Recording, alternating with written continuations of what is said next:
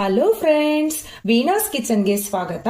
ನಾನಿವತ್ತು ಈ ಚಿಕ್ಕು ಹಣ್ಣನ್ನ ಬಳಸ್ಕೊಂಡ್ಬಿಟ್ಟು ಕೇವಲ ಒಂದು 10 ನಿಮಿಷದಲ್ಲಿ ಫಟಾಫಟ್ ಅಂತ ಪಾಯಸನ ಹೇಗ್ ಮಾಡೋದು ಅಂತ ಹೇಳ್ಕೊಡ್ತೀನಿ. ನೋಡ್ಕೊಂಬರೋಣ ಬನ್ನಿ. ಮೊದಲಿಗೆ ಪಾಯಸನ ಮಾಡ್ಲಿಕ್ಕೆ 3 ತುಂಬಾ ಹಣ್ಣಾಗಿರೋ ಚಿಕ್ಕು ಹಣ್ಣನ್ನು ತಗೊಂಡ್ ಬಂದಿದ್ದೀನಿ. ಇದನ್ನ ಚೆನ್ನಾಗಿ ತೊಳ್ಕೊಂಡ್ ಬಂದಿದ್ದೀನಿ. ಇದು ಬೇರೆ ಇನ್ನೊಂದು ಪ್ಲೇಟ್ಗೆ ಸಿಪ್ಪೆನೆಲ್ಲ ತೆಕ್ಕೊಂಡು ಬೀಜ ಎಲ್ಲ ತೆಕ್ಕೊಂಡು ಚಿಕ್ಕದಾಗಿ ಇದನ್ನ ಕಟ್ ಮಾಡ್ಕೊಂಡು ತಗೊಂಡ್ಬರೋಣ.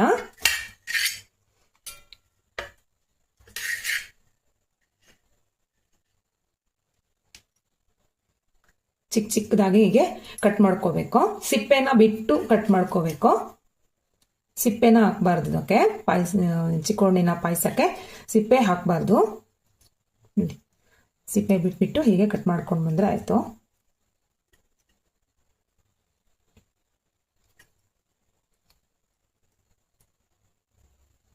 ಚಿಕ್ಕೋಣಿನ ಪಾಯಸ ಮಾಡ್ಲಿಕ್ಕೆ ನೋಡಿ 3 ಚಿಕ್ಕು ಹಣ್ಣನ್ನ ಈ ತರ ಸಿಪ್ಪೆ ಬೀಜ ಎಲ್ಲ ತೆಗೆದ್ಬಿಟ್ಟು ಚಿಕ್ಕದಾಗಿ ಕಟ್ ಮಾಡಿಕೊಂಡು ತಗೊಂಡ್ ಬಂದಿದ್ದೀನಿ. ಮೊದಲಿಗೆ ಪಾಯಸ ಮಾಡ್ಲಿಕ್ಕೆ ನಾನು 2 ಸ್ಪೂನ್ ಆಗುವಷ್ಟು ಗೋಧಿ ಹಿಟ್ಟನ್ನ ಈ ಪ್ಯಾನ್ನಲ್ಲಿ ಹಾಕ್ತಾ ಇದ್ದೀನಿ. ಇದನ್ನ ನಾವು ಕೆಂಪಾಗಿ ಘಮ ಬರೋ ತನಕ ಹುರ್ಕೋಬೇಕು. ಪ್ಯಾನ್ಗೆ ಹಾಕೊಂಡು ಘಮ ಬರೋ ತನಕ ಈ ಗೋಧಿ ಹಿಟ್ಟನ್ನ ಹುರ್ಕೊಳ್ಬೇಕು. ಇದಕ್ಕೆ ಗೋಧಿ ಹಿಟ್ಟನ್ನ ಹುರ್ಕೊಳ್ಳಿಕ್ಕೆ ತುಪ್ಪ ಏನು ಹಾಕ್ದಿರ ಹಾಗೆ ಹುರ್ಕೊಬೇಕು. ನೋಡಿ, ಇಷ್ಟು ಕೆಂಪಗೆ ಹುರ್ಕೊಂಡ್ರೆ ಸಾಕು. ಚೆನ್ನಾಗಿ ಘಮ ಬಂದಿದೆ. ಇದನ್ನ ಇವಾಗ ಸೈಡಲ್ಲಿ ಇಟ್ಕೊಳ್ಳೋಣ.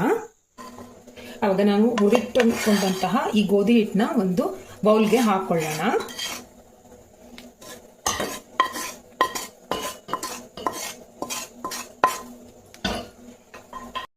ಈ ಹುರಿದಿಟ್ಕೊಂಡಂತಹ ಗೋಧಿ ಹಿಟ್ಟಿನ ಜೊತೆಗೇನೆ 1 ಸ್ಪೂನ್ ಆಗುವಷ್ಟು ಹಾಲ್ ಪೌಡರ್ನ ಸೇರಿಸ್ಕೊಳ್ಳೋಣ. ಇದಕ್ಕೆ ಸ್ವಲ್ಪ ತಣ್ಣೀರನ್ನ ಹಾಕ್ಬಿಟ್ಟು ಈ ಗಂಟು ಇಲ್ದಿದ ರೀತಿ ಇವೆರಡನ್ನ ಚೆನ್ನಾಗಿ ಮಿಕ್ಸ್ ಮಾಡ್ಕೋಬೇಕು. ಒಂದೇ ಒಂದು ಗಂಟು ಸಹ ಇಲ್ದಿದ ರೀತಿ ಚೆನ್ನಾಗಿ ಇದನ್ನ ಮಿಕ್ಸ್ ಮಾಡ್ಕೊಳ್ಳೋಣ. ಮಿಕ್ಸ್ ಮಾಡ್ಕೊಂಡು ನಾವು ಪಾಯಸಕ್ಕೆ ಹಾಕೋಬೇಕಾಗುತ್ತೆ. ಗೋಧಿ ಹಿಟ್ಟು ಮತ್ತೆ ಹಾಲ್ ಪೌಡರ್ನ ಬಿಸಿ ನೀರ್ನೇನು ಹಾಕೋಬೇಕು ಅಂತ ಇಲ್ಲ, ತಣ್ಣೀರಲ್ಲೇ ಚೆನ್ನಾಗಿ ಕಲ್ಸ್ಕೊಂಡಿದ್ದೀನಿ.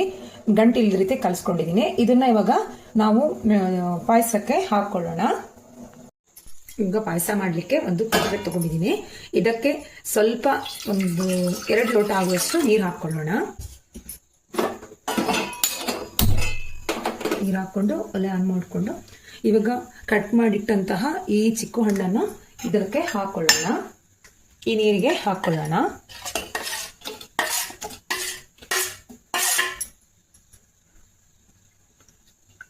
ಯಾರಿಗಾದ್ರೂ ಏನಾದ್ರೂ ದಿಢೀರಾಗಿ ಸ್ವೀಟ್ ಬೇಕು ಅಂತ ಅಂದ್ರೆ ಈ ಚಿಕ್ಕು ಹಣ್ಣಿನ ಪಾಯಸನ ಮುಂದೆ ಟ್ರೈ ಮಾಡಿ. ತುಂಬಾ ಅಂದ್ರೆ ತುಂಬಾ ಟೇಸ್ಟಿ ಆಗಿರುತ್ತೆ. ಹಾಗೆ ಬೇಗನೂ ಸಹ ಮಾಡ್ಕೋಬಹುದು. ಚಿಕ್ಕು ಹಣ್ಣು ತುಂಬಾ ಸ್ಮೂತ್ ಆಗಿರೋದ್ರಿಂದ ಜಾಸ್ತಿ ಹೊತ್ತು ಬೇಯಿಸ್ಬೇಕಂತ ಇಲ್ಲ. ನೋಡಿ, ಈಗ ಹಾಕಿದ ತಕ್ಷಣ ಇದು ಕುದೀತಾ ಇದೆ. ಜಸ್ಟ್ ಒಂದು 2 ನಿಮಿಷ ಹೀಗೆ ಕುದಿಸ್ಕೊಂಡ್ರೆ ಸಾಕಾಗುತ್ತೆ. ಇವಾಗ ನಾವು ಇದಕ್ಕೆ ರುಚಿಗೆ ಬೇಕಾಗುವಷ್ಟು ಬೆಲ್ಲನ, ಅಂದ್ರೆ ಎಷ್ಟು ನಾವು ಬೆಲ್ಲ ಸ್ವೀಟ್ ತಿಂತೀವಿ ಅಂತ ನೋಡ್ಬಿಟ್ಟು ನಾನು ಇಲ್ಲಿ 3 ಉಂಡೆ ಬೆಲ್ಲನ ಹಾಕ್ತಾ ಇದ್ದೀನಿ. 3 ಉಂಡೆ ಬೆಲ್ಲನ ಹಾಕ್ತಾ ಇದ್ದೀನಿ. ಬೆಲ್ಲ ಕರಗೋ ತನಕ ಒಂದು ಸ್ವಲ್ಪ ಹೊತ್ತಿಗೆ ಕುದಿಸ್ಕೊಳ್ಳೋಣ.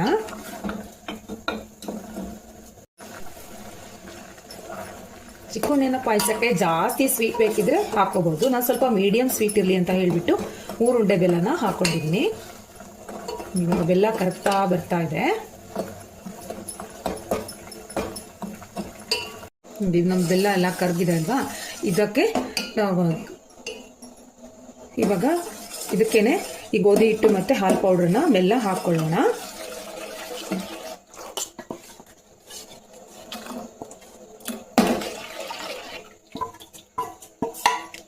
ಗೋಧಿ ಹಿಟ್ಟನ್ನ ಪಾಯಸಕ್ಕೆ ಹಾಕೋದ್ರಿಂದ ಪಾಯಸ ದಪ್ಪ ಆಗುತ್ತೆ. ಹಾಗೆ ಟೇಸ್ಟ್ ಅಂತೂ ತುಂಬಾನೇ ಚೆನ್ನಾಗಿ ಬರುತ್ತೆ.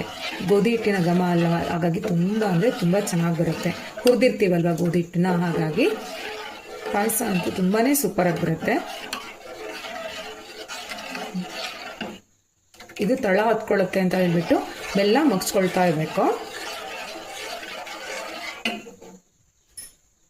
ಈಗ ನಮಗೆ ಅಗತ್ಯಕ್ಕೆ ತಕ್ಕಷ್ಟು ಪಾಯಸ ಎಷ್ಟು ದಪ್ಪ ಆಗುತ್ತೆ ನೋಡಿ, ನಾನು ಸ್ವಲ್ಪ ನೀರು ಹಾಕೊಳ್ತಾ ಇದ್ದೀನಿ. ಪಾಯಸದ ಹದಕ್ಕೆ ಬರೋ ತನಕ ಇದು ಗೋಧಿ ಹಿಟ್ಟು ಹಾಕಿದ್ರಿಂದ ಪಾಯಸ ದಪ್ಪ ಆಗ್ತಾ ಹೋಗುತ್ತೆ. ನಮ್ಮ ಪಾಯಸ ಕುದೀತಾ ಇದ್ದಾಗೆ ಹೇಗೆ ಎಷ್ಟು ಚೆನ್ನಾಗಿ ದಪ್ಪ ಆಗ್ತಾ ಇದೆ ನೋಡಿ. ಪಾಯಸದ ಹೆದಕ್ಕೆ ಬರ್ತಾ ಇದೆ, ಎಷ್ಟು ದಪ್ಪ ಆಗ್ತಾ ಇದೆ. ಇವಾಗ ಇದಕ್ಕೆ ನಾವು 1 ಲೋಟ ಆಗುವಷ್ಟು ಕಾಯಿಸಿ ಆರಿಸಿದ ಹಾಲನ್ನು ಹಾಕ್ತಾ ಇದ್ದೀನಿ.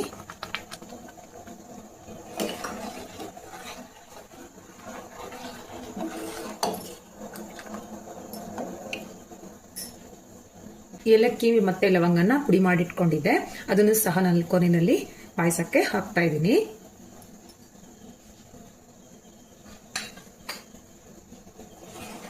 ಇವಾಗ ಇದು ಒಂದು ಕುದಿ ಬಂದ್ರೆ ನಮ್ಮ ಪಾಯಸ ರೆಡಿ ಆಗುತ್ತೆ.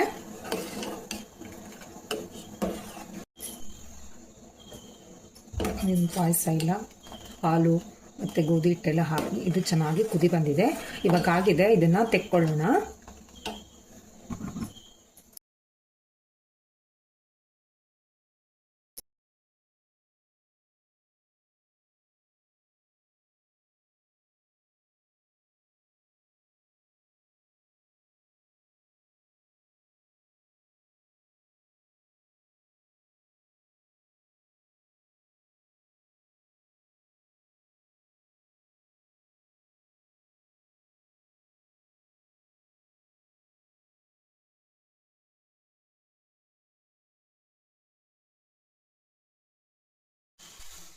ದ್ರಾಕ್ಷಿ ಗೋಡಂಬಿ ಎಲ್ಲ ಕೆಂಪಗಾಗಿದೆ, ಇದನ್ನ ಪಾಯಸಕ್ಕೆ ಹಾಕೊಳ್ಳೋಣ.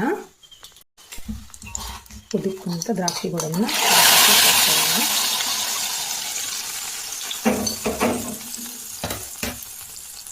ಇದು ನಮ್ಮದು ಚಿಕ್ಕು ಹಣ್ಣಿನ ಪಾಯಸ ರೆಡಿಯಾಗಿದೆ.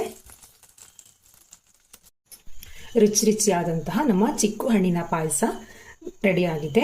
ಈ ವಿಡಿಯೋ ನಿಮಗೆ ಇಷ್ಟವಾದಲ್ಲಿ ಲೈಕ್ ಮಾಡಿ, ಶೇರ್ ಮಾಡಿ ಹಾಗೂ ನನ್ನ ಚಾನಲ್ ಅನ್ನು ಸಬ್ಸ್ಕ್ರೈಬ್ ಆಗಿ. Thank you.